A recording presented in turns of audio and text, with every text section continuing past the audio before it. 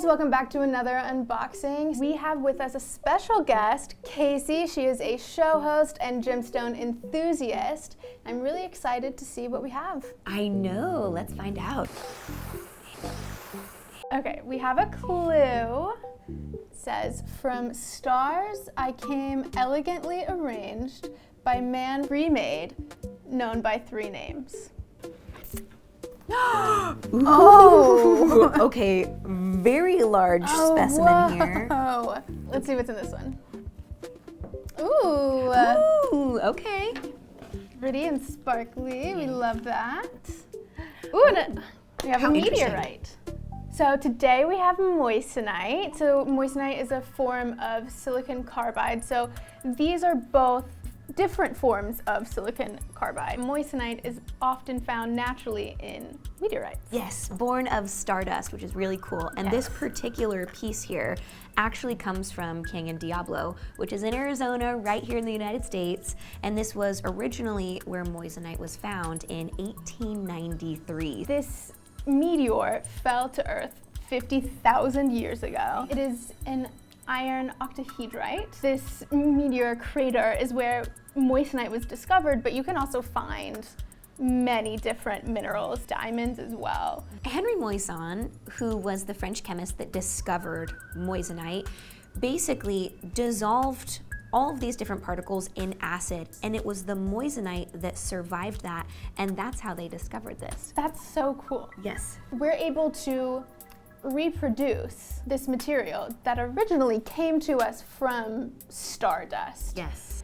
From a nebula in a galaxy far, far away. Almost none of the silicon carbide that's been found in nature is large enough for gemstone faceting. They use super high heat, super high pressure to grow this gemstone, and it also is a very expensive gemstone to grow. It takes a lot of tech as well, so it's not easy. Yeah. But how amazing that we have the technology to grow this. To make these beautiful gems. Yeah. So this is still silicon carbide, but it is kind of more of an impure form of it. It's called carborundum. Yes. Typically something like this is formed as a byproduct. Like you'll find this around smokestacks. And if you look on this side, so you can see that it has all of this texture to it, and it has this beautiful rainbow of color. Yeah. And those colors are caused by interference from a thin layer of silicon dioxide that forms on the surface. On this side, this is actually more rare to see in carborundum, these larger crystals. Yes. Usually you're gonna see carborundum to be like this on the back,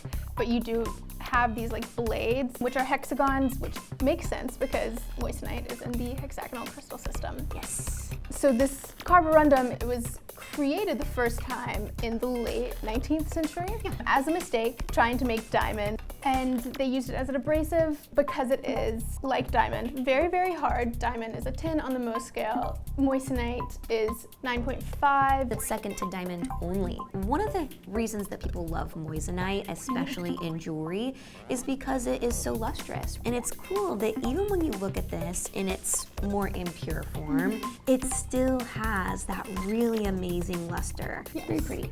It's beautiful. Yes. Everything has been leading up to talking about this amazing parcel. Yes. Yes. Yes, this is so cool. It's about 30 carats of moissanite, and a cool thing about moissanite is it's less dense than diamond.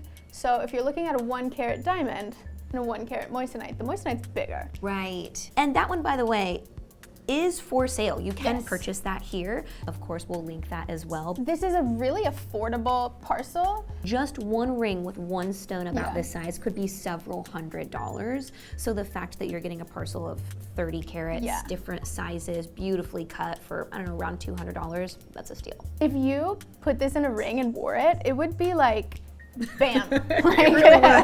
Very impressive.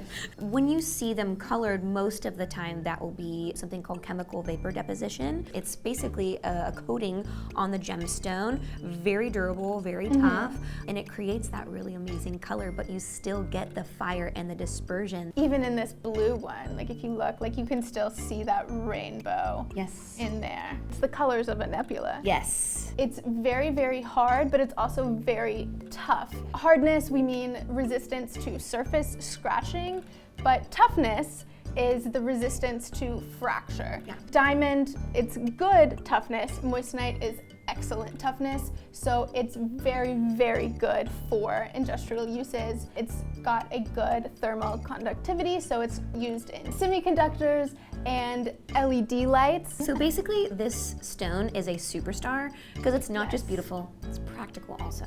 Yes. Okay. You read the clue this time. Okay, let's see what it is. Moissanite versus diamond. Can you see the difference? Ooh. A little game. Yeah. I can already tell that these all look very similar in many ways. Just based off of our clue. If we were trying to spot the difference between moissanite and diamond, my first thought is size. Yes, that's what I was thinking. Yeah, these guys are big. Because it is lab grown, we can get it in really big sizes, very impressive sizes. This is like bigger than my finger. Yeah, definitely. Yes. Other than size, the first thing is obviously the dispersion, that fire. Yes. And let's talk about that a little bit, like what exactly we're referring to when we talk about fire and dispersion. Yes. So when light is entering into a gemstone, it's gonna slow down, and slowing down is gonna cause it to bend. Yeah. So white light, it's made up of all of the colors of the rainbow. And what's happening in moissanite, it's making all of those different colors bend at a different rate, dispersing those different wavelengths, separating out, the blues from the reds, from the oranges, much more so than you would see in the diamond. Yes, exactly. So that's one of the biggest visual differences that you will see between diamond and moissanite. I believe moissanite has maybe 2.4-ish times the dispersion of a diamond. Do you want to show it? Yeah, let's see it. We want to see how the light interacts with these two different stones. Okay, and I think it's safe to say that this is a diamond and this is a moissanite. Definitely. By now. Ooh, this is fun. Yeah. It's a science experiment. Yes. So what I have here is a very, very strong light. We're gonna shine it at the rings and see the dispersion. Perfect. Ooh. Ooh, yeah, I can see it. Yeah, you can see it like there. And you are getting a little bit of a rainbow there. It's not like it's just white light coming off of the diamond. Diamond really does show you all of the colors of the rainbow. You can even see this like prism effect on the mat here, which is super cool. Yes. Do you want to go with the moissanite now? Yeah. Okay, let's move. Oh wow. Whoa. You already see it. Yeah. Yeah. Wow, I can see it on your hand. Yeah. Oh my gosh. Wow. Disco ball. Yeah, disco ball. It's a party. You can see how much more fire that you will get from the stone. You can see the colors so well. That's really what gives moissanite away. This one's a little bit more like psychedelic looking. Yeah, groovy, baby. Yeah, it's groovy. Diamond is prized because it's rare, because it's beautiful for the hardness. But when it comes to moissanite, you can get those bigger sizes for a really friendly price point, and you will get more of that fire and dispersion. But both of them are great options. Yep. Yep. I love this cut on this one. That looks like an Asher cut. And what's really cool about when you see the way that a light interacts with an Asher cut, you have these long facets. You don't just get like little sparkles of different color, it's almost like you get full bars. Like you'll see a full bar of gold, you'll see a full bar of orange and blue. Like you get to see the colors, I guess, bigger because the facets are large. One other difference between diamond and moissanite is, unlike diamond, moissanite is highly birefringent. So a lot of times if you look into a faceted moissanite and you just like hit it right at the right angle, you can see the doubling of facets in there. Cutting moissanite, a lapidary is gonna try and minimize that, but I kind of like that. You look at it and you're like, oh, double. 2 for the price of 1. I'll let you read the clue this time. Oh, okay. Yeah. Moissanite's hues, brilliant and bright, next to classic gems in alluring sight. Ah! Ooh, what an assortment. Yes. Nice. So it seems that we have a bunch of different colored gemstones, and for each of these colors we've got 2 rings. I think for each of these, one is moissanite and the other is a different, matching color. I like this game. Should we start right here with the yellows? Yes. Okay, let's take a look. So we've got the yellow moissanite, and then we have what I'm gonna say is citrine. So again, the dispersion, it kind of tells me that this one is the moissanite. But it's definitely more of a lemony yellow as opposed to this being a little bit more towards the orange. Yeah, like there's more of a golden hue to like this a one. sunset. Also, quartz does not have the luster that moissanite has. It's not going to take as much of a polish. It's a little bit softer. So gorgeous. Yes. All right, now we've got green. I'm a huge fan of the green moissanite because I feel like there's very few green gemstones that have that particular hue of green. Yes. I don't know how to describe this color green. It's like a little more of that like gentle sea foam color. Like this is lab emerald, which really gives you that true green color with just a little hint of blue in there. Yes. This I feel like is a little bit like of a harder, like more punchy green. Yeah. Definitely darker. Like there's definitely a lot more light coming off of the moissanite. Yeah, that's that beautiful luster we were talking about. It looks so crisp. Yeah, I like that. Great way to describe it. Okay, let's see what we've got here. So I'm gonna say we've got a lab ruby on this side and then the moissanite over here. Yeah. The ruby almost has like these pink pops in it, right? Like these magenta pops in it. And when it comes to the moissanite, like you're definitely still getting like those brighter flashes of color in the moissanite. I would say that this one's like cinnamon. Yes. And this one is cherry. Ooh, good. It's making me hungry. Sorry. Okay, let's see the pink because I know that's your favorite. I love the pink. Ooh. So this one is the moissanite. You can just, again, the dispersion. You can just tell.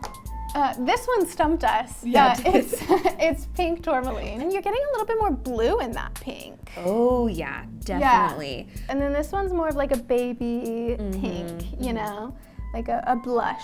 Yes. Last but not least, okay, let's have a look. Ooh, this is great because they're very similar cuts. So similar. So this one's the moissanite. Yes. Are you thinking that's sapphire? That's my thought. Yeah. It's got that like deep, rich blue that you would see in like a lab sapphire. So my thought is that that's lab sapphire and this one is the moissanite. You can just tell when you look at them that there's visually a difference when it comes to these two gems. What I like about this blue moissanite is that like it's blue, but when you turn your head a little bit, you keep getting these flashes of pink.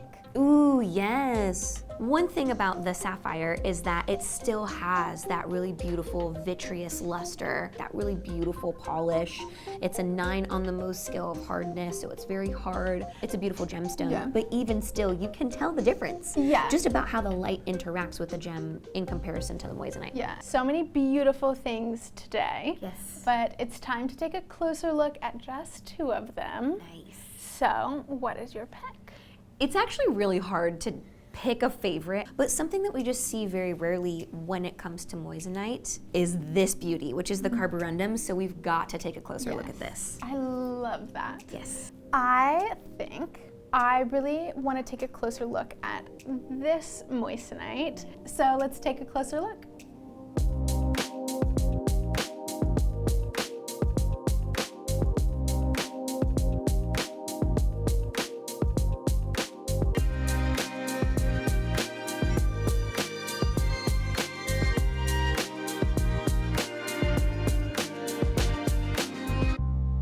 Definitely the sparkliest episode I've been on. Yeah, definitely. These 2 are not for sale, but everything else, we'll make sure to put the links. My pick, if you were to pick anything, is going to be that Parcel right there.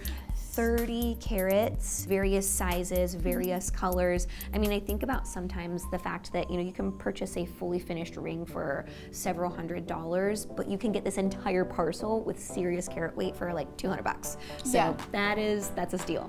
Exactly. Yes. Let us know down in the comments what your favorite piece was today. Yeah. And while you're there, don't forget to like, subscribe, and ring the bell so that you don't miss out on any future videos.